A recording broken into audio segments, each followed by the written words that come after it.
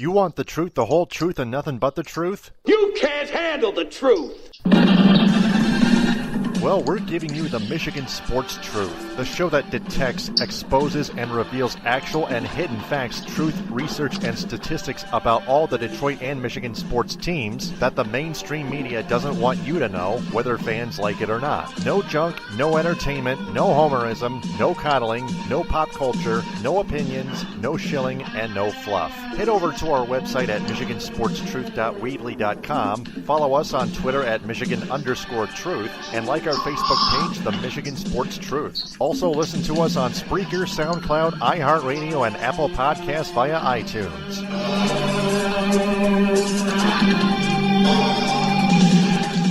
The Michigan Sports Truth podcast does not represent or defame any of the teams it covers. It only detects, exposes, and reveals honest, actual, and hidden truth, facts, and statistics about them. And welcome to episode 13 of the midweek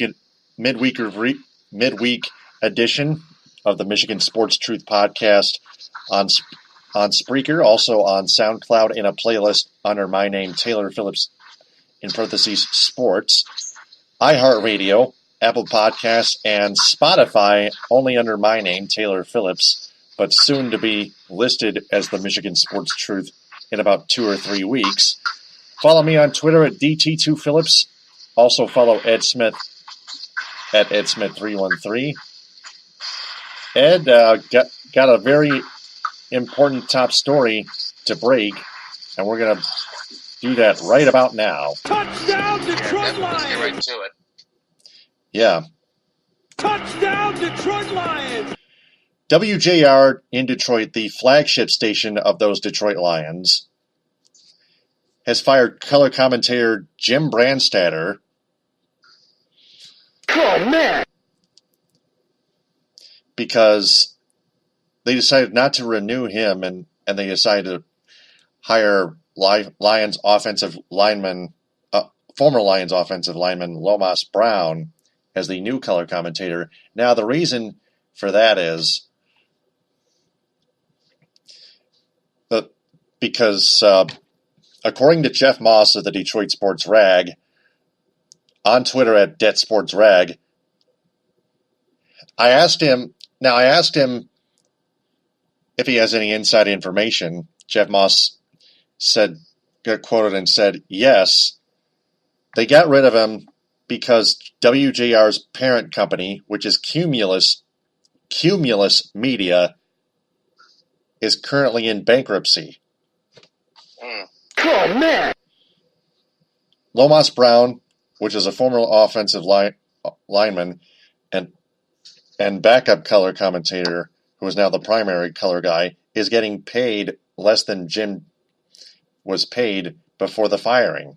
Jim Brandstatter's contract was very expensive, and Cumulus Media was running out of money due to poor broadcast, poor radio. The entire company, Cumulus Media, it is losing a lot of money, and it's filed for bankruptcy. It's not just in the state of Michigan; it's all over the entire country. So we're not going to single any stations out. So, Right. So, yeah, that's just big news. But we understand how the fans react to it. They decide to tune away from WJR, and I've never listened to Lomas Brown before, or maybe I don't really recall listening to him as a color commentator. Well, I don't quite remember listening to Lomas as a color commentator. I have heard his voice and seen him on other media roles before, whether it be speaking as an analyst, sometimes on Local 4, sometimes on ESPN. Not just discussing Lions stuff, obviously, but also other football-related news and storylines. What most. Lomas, I think he could do a good job. His voice maybe takes some getting used to for some viewers because just his drawl. I think he's from the South. This is just how he talks. It's like a Shannon Sharp type of accent. That's the way you might hear like someone like a Shannon Sharp may use, something like that. So even still, I think Lomas could do a good job in that regard. kind of, feel indifferent, a little bit irritated that he's getting paid less. But like you mentioned, if this is true, it's not because of, him. It's because of what the company, throughout the whole company, what they're going through, not just in the state, but across the whole nation. And unfortunately, Brandy had to be a casualty of that. It's quite disappointing when you think of all of the years that Brandstatter has given not just his job, his time, his effort, obviously money and resources, doing whatever he can to support this job. And in addition to covering Michigan football for so many years, you would think he could have gotten a better parting gift than that, and say, "Oh yeah, here, you're fired after 30 years." I think there was like a level of unprofessionalism, if you want to call it that, like some type of spiritual unprofessionalism. But again, that's how the nature of business can be sometimes. It doesn't matter how long you work. If they see to it, they'll give you a pink slip and just like that and call it a day. So, while unfortunate, disappointing, it's not too surprising when you consider the ramifications of what this type of business lends and what the company itself might be going through. So, Michigan, what he's doing at Michigan, that's with IMG. That's completely separate with WJR, right? Right. Yeah. Right. IMG Sports Network carries the Michigan Wolverines game day broadcast, Jim Brandstatter is still the play-by-play play-by-play announcer, and Dan Deerdorf is the color guy there. Oh, right. We know that, but. Right. Now, for those that may not know, the only reason why that had been the case, because for a long time, Brandy had been the color guy for Michigan in addition to being the color guy for the Lions. The only reason he was promoted to play-by-play was because his longtime partner, Frank Beckman, however you want to argue it, some say he had to step down or he was fired. Either way, he lost his job because, he posted an article in the Detroit News where he works at, which essentially, this was years ago, but this backstory as to how Brandy got there in the first place. Beckman essentially posted an article where he defended the disgusting comments that Sergio Garcia had made to regarding Tiger Woods and fried chicken.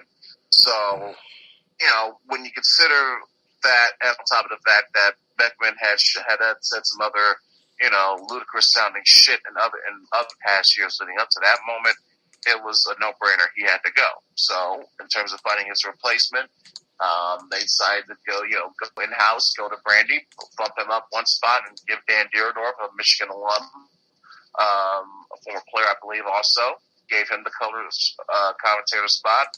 I think Deerdorf is fine. Brandy, I can understand why a lot of people think, he's not that good at play-by-play. But I will say this, he does give effort. He's not half-assing it. He's giving his best. If it doesn't suit him, that's one thing. That's just only a matter of opinion at the end of the day.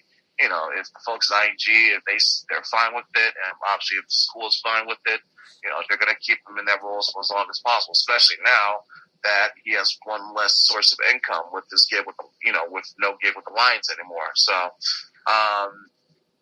this is quite sudden still, very much, and disappointing when you consider, like I said, it almost seems like, there's no sense of loyalty anymore when you have a guy who's given over 30 years of his life to one thing, has remained, as vigilant as he can. As for the best of my knowledge, everyone else's knowledge, was never seen as too critical. Yeah, there were moments when Brandy would probably, be irritated or slam his fist in frustration. Who wouldn't be when you're watching this fucking team? But, he didn't outright, it was more closer to Miller in terms of Dan Miller, in terms of not being the one to constantly show any type of lingering, hardcore, harsh criticism regarding the Lions. But trust me, the frustration would show every now and then, whether it be in his voice or some of the emotions, like I say, fist pounding and anger. But still, that was an understandable, in my opinion, an endearing reaction that would make fans like him more. So, I can't, unless it's something else other than what's being reported right now that we don't know about, that's one thing. But still, I wish Brandon the best of luck in what he does. Obviously, he's still doing good with the Michigan gig, so he's got no problems there. But yeah, this is definitely something that I did not expect to see coming at all. Right. And that fried chicken comment from Sergio Garcia to Tiger Woods, defended by Frank Beckman, for those that don't know, is racist. At least that's what I believe. But that's why Frank Beckman was forced his resignation with a hidden termination slip right under it. Technically, IMG and had Moss had and that Michigan cover too when he was, and Moss had that cover too when it initially broke years ago too. So yeah, it's all in the background there. I remember that article headlining, "It wasn't Frank Beckman's decision." I think there was something along the lines of Brady Hoke, who, was disgusted by it, and he probably voiced his opinion on wanting Beckman gone too. So, it was just the absolute last dumb thing you would expect someone to do. He did. So that was the reason why Beckman lost his job. Yeah. Mm-hmm. And that is the entire analogy of why Jim Brandstatter was fired, is, again, due to Cumulus Media being bankrupt currently. So it's not at all Jim Brandstatter's fault. They just decided to go in a different direction because WJR is running out of money with Cumulus. That's all it is. So that's all dusted off. Now it's time for us to transition to some hiring and free agency moves by the Pistons and the Red Wings. First, the Pistons. Left sideline, three, and he answers. According to Adrian Wojnarowski, the Pistons have hired Denver Nuggets assistant coach Micah Nori as the final assistant coach to complete the coaching staff. Ed, any analysis on that? This is the first I've heard of it. Let me see. What's his name? I could see. Micah Nori. Micah Nori. Was it with a K-A or a C-A-H? C-A-H. He previously worked with the Denver Nuggets. Did he work at all with the Toronto Raptors?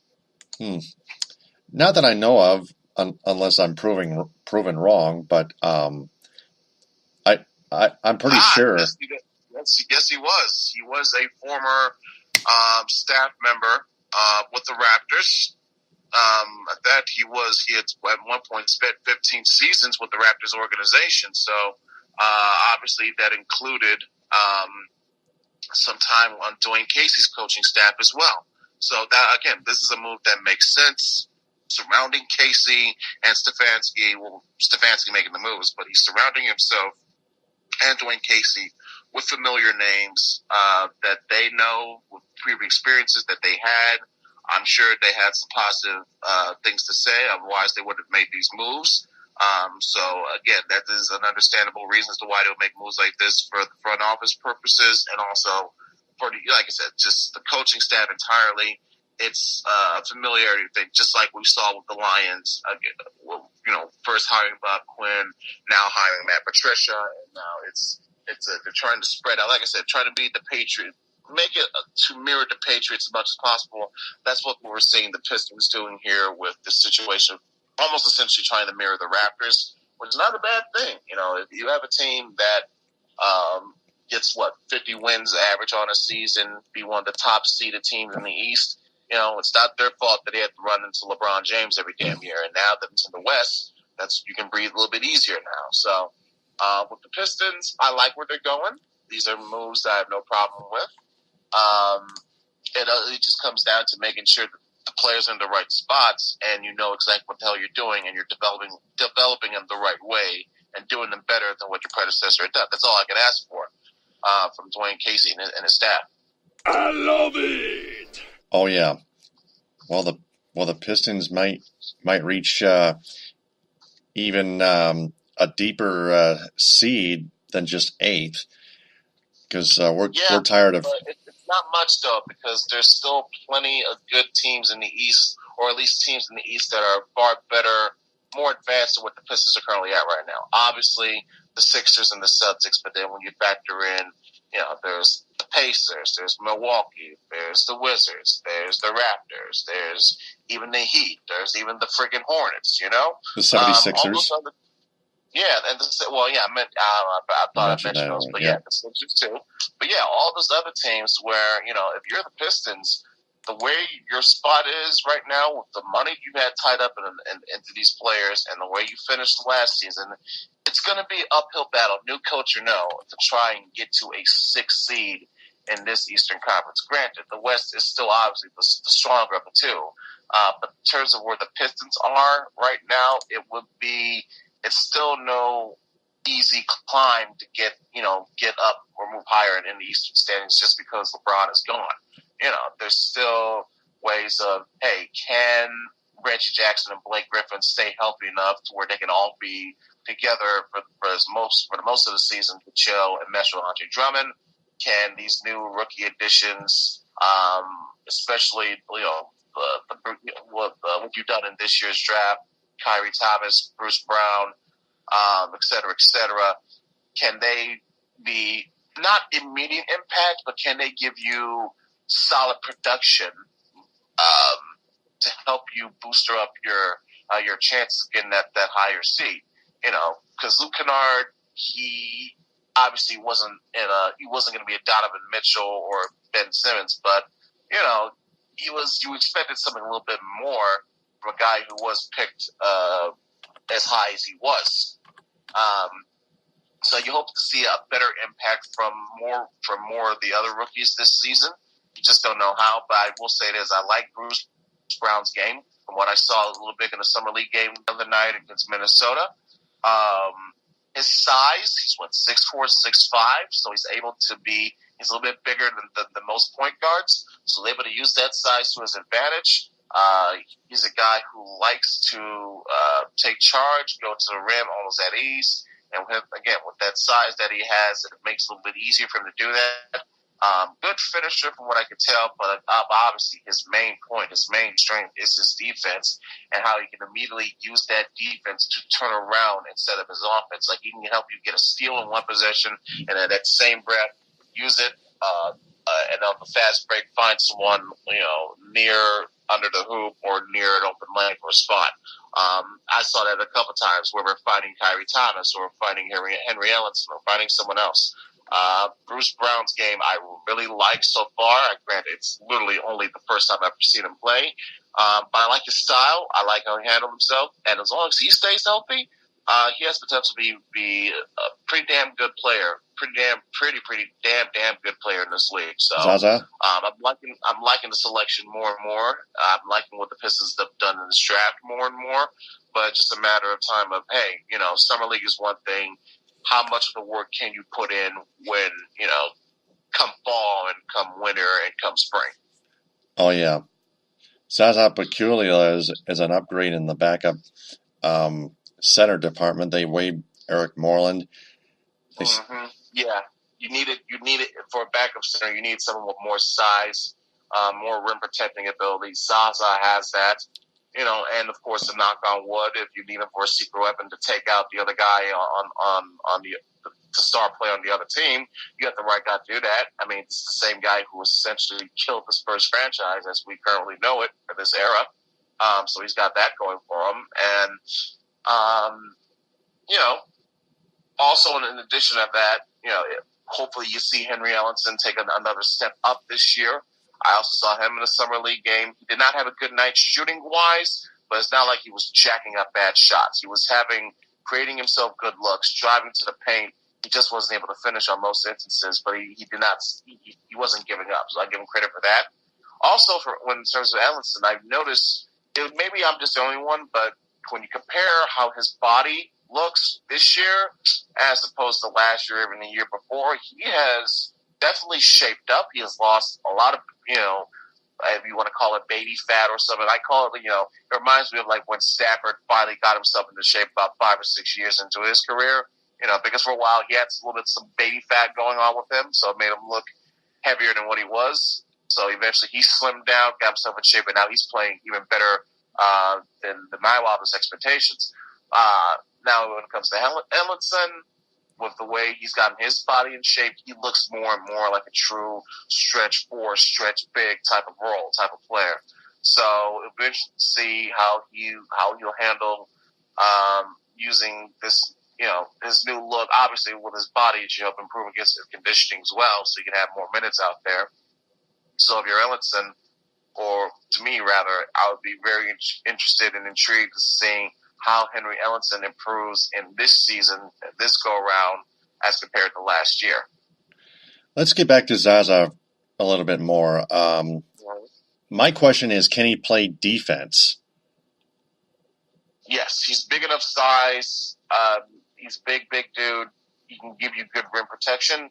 Probably the drawback for him is he may not be the best option for offensive production. But again, when you go in the back of big men, you probably would prefer if they're more defensive oriented than offense.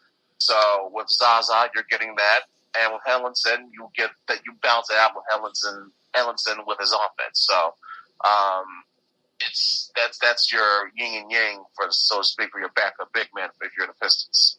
Absolutely, that's what I thought. Peculiar is tall. He can play better defense than Boban Marjanovic too, to top it all off. And he's not, even though he's a backup big and he's not the fastest of foot, he has more speed and better footwork than Boban. I love Boban, but Zaza has better footwork for sure. Yeah, absolutely. The former Atlanta Hawk. Yeah, absolutely. Gotta love that. Peculiar will be working with Andre Drummond in terms of the center rotation. Mm-hmm. I can't wait for that. So let's Yeah, I was gonna say, it'll be interesting to see how they float out the rotation lineups, where it be him and Blake or Ellenson and Drummond, that type of thing, since you now have that depth for your backup bigs. Yeah, absolutely. Exactly. Now we transition to hockey and the Red Wings. They re-sign, the Red Wings do. They re-sign restricted free agent forward Anthony Mantha to a 2-year, $6.6 million bridge deal. It was only a matter of time. We knew it had to happen. They re-signed Athanasiou, and now they re-sign Mantha to pretty much evenly contracts. Now, my only question and partial concern is, will they have enough money to pull off a similar deal with Dylan Larkin, or any type of deal with Dylan Larkin? Right. That would be my only slight issue concern, because I want Larkin, if at the very least, to be a potential trade piece, but more important than that, long-term thinking, this is going to be one of my guys in the future that I'm rebuilding the whole franchise with him and Mantha and Athanasiou, and of course Zadina and Vilveno. So I would really like this. Yeah, what was that again? I'm sorry. Joe Veleno, correct. My apologies. Thank you. Mm-hmm. So Veleno, Zadina, Mantha, Athanasiou, Larkin. That's your young bucks, essentially, that you want to rebuild this franchise on. You would hope to get Larkin under contract as much as as soon as you can. But I like how they were able to get these other moves done so far. It's not too, it lessens the sting a little bit of some of the dumb moves they did last week in free agency. Yeah, with Green, Vanek, and Bernier, of course, like we've talked about, just more blocks in the road for the prospects and the younger players in Grand Rapids. But speaking of which, they signed Zadina to the entry-level contract, which means they only sign him to either just the AHL's Grand Rapids Griffins, meaning they don't give him a shot in the NHL, because they already have their roster pretty much locked up again, except for the Dylan Larkin spot. Which is a shame, because instead of wasting that money essentially by bringing back, some of these players that really didn't do much for you the first go around, you could have been using that as potential minutes to help, bring up the experience for these young rookies that you drafted this year. So just a missed opportunity in my view, but it's Holland has been doing this for years. So as long as he's still there, it's going to keep happening like this. So I guess the time frame of when we expect to see Zadina and the other guy up here will probably be the season after Holland goes. So we're talking 2021 maybe. Yeah. 2020 is the fall when the Seattle NHL franchise opens up, and Holland is still the top candidate, the last we heard. Now, right. And speaking of Holland's expensive contract signings, he keeps doing that. He's going to spend even more and more of Chris Ilitch's payroll money, ownership money, and as a matter of time before Chris Ilitch almost goes bankrupt and is forced to sell the Red Wings along with the Tigers, which we'll get to next. Mm-hmm. Which is interesting because, obviously you can go by not just reports, but also hearsay. Chris values the Wings way more than he does the Tigers, so it'll be interesting to see how would he package that in some type of deal where he was doing both teams at the same time, or just separate bidders, separate owners, that type of deal. So I'm hoping separate owners, because you got to get. Hold on, you got to get the correct owner for the type of sport. You have to have an owner that cares more about baseball, and then an owner that cares more about hockey. Mm-hmm. And they both have to mean business too. True, but let's not forget Bill Davidson. He owned the Pistons and the Shock, I believe, and the Tampa Bay Lightning all at the same time, and they all won championships all within the span of a year. So it's not impossible for an owner to have two different franchises. Obviously, what we just saw with the Ilitch family too. So it's not impossible for something like that to happen. Right. But just for my money though, please, no fucking Dan Gilbert. Please, no, absolutely not. That would legit make me angry in more ways than one. Right. You could bring back the Davidsons. They're an option. Yeah, right. I would almost take Karen Davidson again over Dan Gilbert. I shit you not, because I would rather have her over the guy that lost the greatest player, arguably of all time, not once but twice. So you have to fuck up on a spectacular level to have that type of thing happen to you multiple times. And if you're that incompetent, then I want you as far away from my baseball team as humanly possible. Right. And Dan Gilbert doesn't even know what the hell he's doing with the Cavaliers. Quite honestly, they're now burning Cuyahoga with LeBron James leaving. So, speaking of the Tigers, that one is long gone. You are pathetic!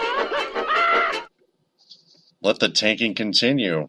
They get swept by the Tampa Bay Rays at Tropicana Field. Nice. Yep. They had Thursday off, but man, oh man, they're gonna be in for a real mega scorching when they head to Minute Maid Park in Houston, Texas, and play the defending World Series champion Houston Astros. Holy jumping! Are they going to be facing JV in this rotation, or are they just going to pass him? Well, JV or not, the Astros are still going to sweep the Tigers. That's one thing for damn sure. Garrett Cole might be in the rotation. Mike Fiers versus Dallas Keuchel at 8:10, and then Michael Fulmer versus to be decided. Liriano versus to be decided at 2:10. Saturday's game's at 4:10, but that's about it.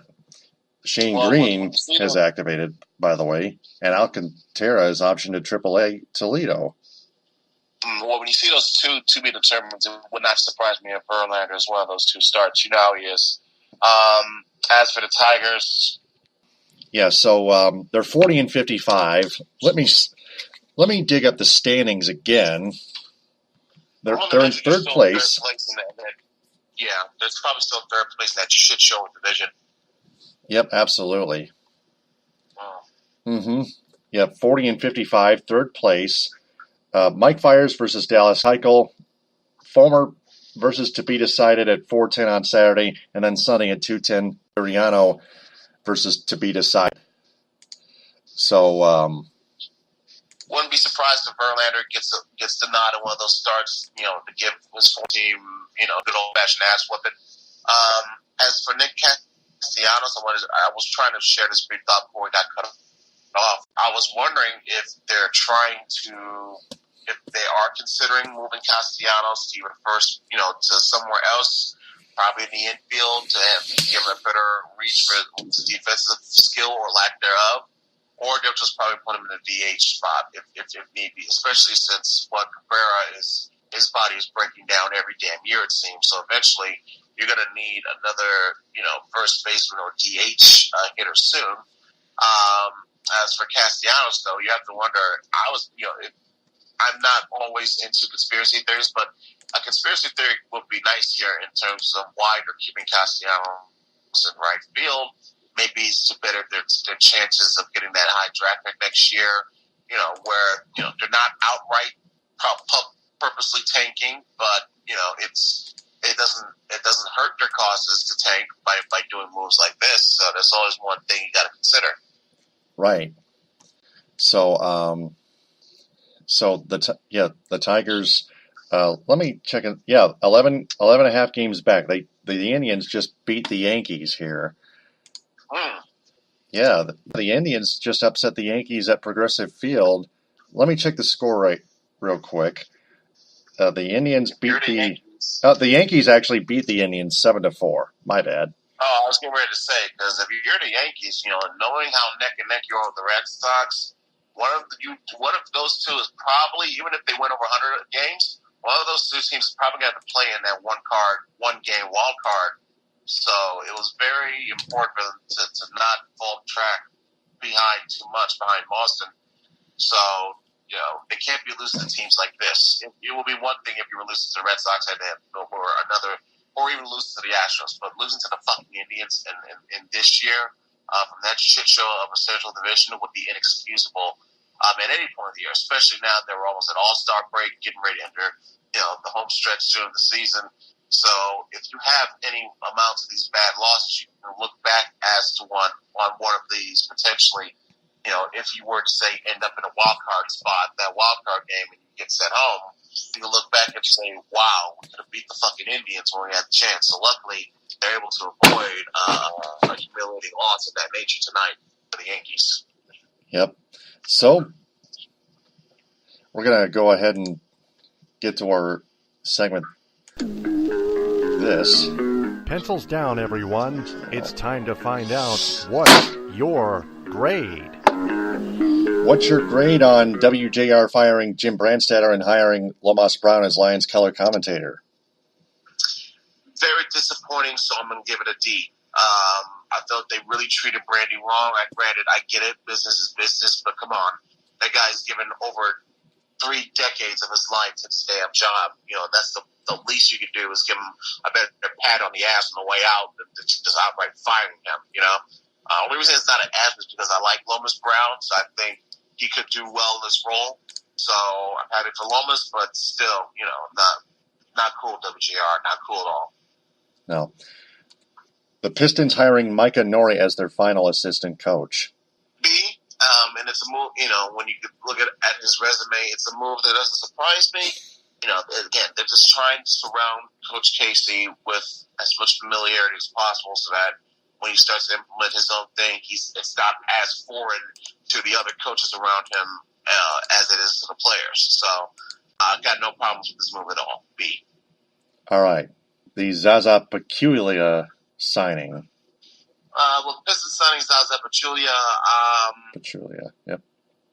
Probably a B, borderline B minus, because it's not like you're changing the game or you just shook up the whole narrative. I mean, Zaza, he's an average player at best, but what he does well enough. So you need a backup center depth in the worst way. Now you have that, and now if Henry Ellenson is to be a more improved player this year, you can have a better rotation of backup bigs, for Blake Rowe and Andre Drummond with Ellenson and Zaza. So for that, it's It's a B, borderline B minus type of deal, but it's a B nonetheless.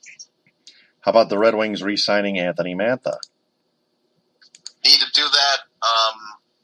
I'll give you a B plus on that because it was, it's probably an A minus because you didn't have to spend too much money. The reason I say A minus B plus territory because I need to see how are they going to do in terms of bringing back Dylan Larkin. Probably a similar deal if they're able to, and that's just yet to be seen at the moment. How about the Zadina entry-level contract signing? It's what they had to do. That's what, they don't want to overpay the rookies too much. And again, it's not like he's going to earn that immediately. He's still going to twiddle around in the AHL for a couple seasons. So, again, another B grade. All right, that's our What's Your Grade segment. So for our audience, if they have a grade for each event, post it in the comment bank in this episode, and please don't go out of line. That's episode 13 of the midweek edition.